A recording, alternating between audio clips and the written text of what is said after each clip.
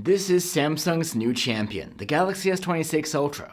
You probably already know what's new and what stayed the same this year, but based on our testing, we'll tell you what's better and what's worse in this new experimental POV format. We will be constantly comparing the new model to the Galaxy S25 Ultra, so if you wonder which one to buy or whether to upgrade, you're in the right place. The S26 Ultra is slightly thinner. 0.3mm doesn't sound like much, and it's barely visible, but you can actually feel the difference. Like Apple, Samsung is also going back from titanium to aluminum. The 4 grams weight savings are hard to notice though. The most noticeable change is the new camera island design. It tries to hide the fact that the 3 camera lenses now stick out way more than before. That creates a very annoying wobbly effect when you try to use the phone on a flat surface. Because of the new, more rounded corners, the stylus is asymmetrical, and it fits properly only one way. The big update this year is the privacy display. There are 2 types of pixels now. Normal, emitting at a wide angle, and new narrow ones, emitting light directly forward. The phone can protect the whole display or just sensitive parts of it. You can also select it to work in specific apps only, very unlike a regular privacy screen protector. There are 2 modes, Standard, which preserves the color accuracy, and Maximum Privacy, which really prevents side glances, but it affects the contrast and the color reproduction. What we were initially concerned about is how the new tech affects the display quality when this mode is turned off. After testing, we're happy to report the display quality doesn't suffer at all. The brightness is also the same. When the privacy mode is on, all wide-angle pixels are turned off, and as expected, the measured brightness is cut in half. This isn't as bad as it sounds. Samsung's DX anti-reflective screen provides good enough outdoor visibility, even on a bright sunny day. Apart from the new privacy feature, the display is unchanged. It has the same resolution, size, and refresh rate as before. It looks great, but it lacks some features many other competitors have, like Dolby Vision certification, 10-bit color depth, and high-frequency dimming. What all competitors lack, though, is stylus support, and all the extra functionality it provides. We couldn't find anything new this year, though, and yeah, the Bluetooth is gone for good. The ultrasonic fingerprint reader is excellent, fast, and reliable, as you'd expect on a flagship. It was exactly the same on the S25 Ultra as well. The chipset of the S26 Ultra is an overclocked version of the top Qualcomm silicon, a Snapdragon 8 Elite Gen 5 for Galaxy. Indeed, this is one of the most powerful smartphones you can get right now. Our CPU benchmarks show 5 to 10% faster performance than rivals with Elite Gen 5, and about 20% faster than the S25 Ultra.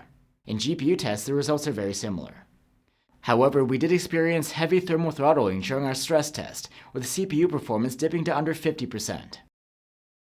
The battery in the Galaxy S26 Ultra is 5,000 mAh, unchanged from the S25 Ultra, and also quite modest by today's standards. However, our testing showed that the battery life is quite good, definitely improved over the S25 Ultra. Here's how it fares against flagship rivals.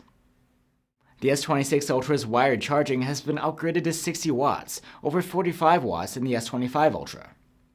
Our test showed significant improvement in the charging times, 45 minutes 0 to full against about an hour for the S25 Ultra.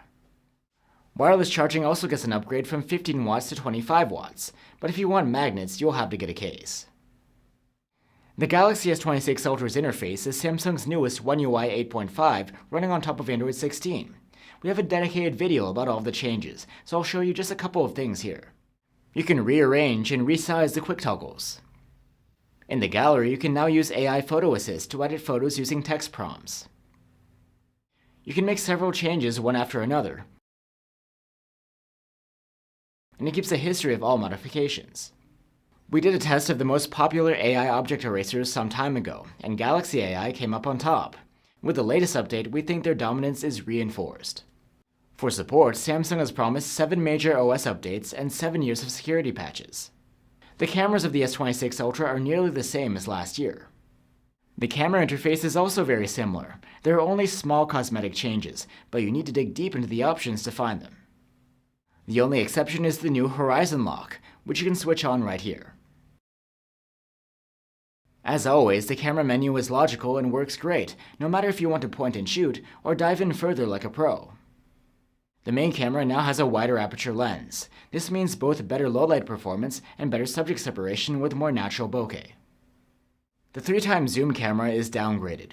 It uses a smaller sensor, and we can confirm that the S25 Ultra produces better images.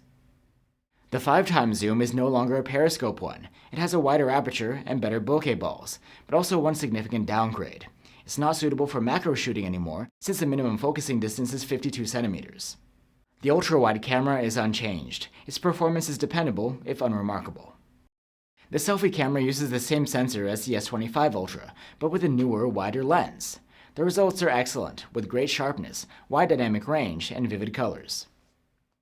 The S26 Ultra can record video in 4K at 60 fps with all of its cameras. It can also record 8K at 30 fps with the main, ultra-wide, and 5x zoom cameras. The Pro Video mode adds 24 fps mode for 4K and 8K on all cameras, and 4K at 120 fps for the main and ultra-wide. The video quality is excellent overall, but we can find significant improvements over the S25 Ultra. Video stabilization is as good as it gets. It works great when you try to stay still, when you pan, and when you walk. To summarize, get the Galaxy S26 Ultra if you see the need for the privacy display in your life, or if you demand the absolute best chipset performance in the Android world, or if you expect to use the latest tricks up the sleeve of Galaxy AI. If you want to spend less on a flagship phone with a great display and a stylus, then go for the S25 Ultra. If it doesn't have to be a Samsung, then take a look at the Xiaomi 17 Ultra, Oppo Find X9 Pro, and Vivo X300 Pro.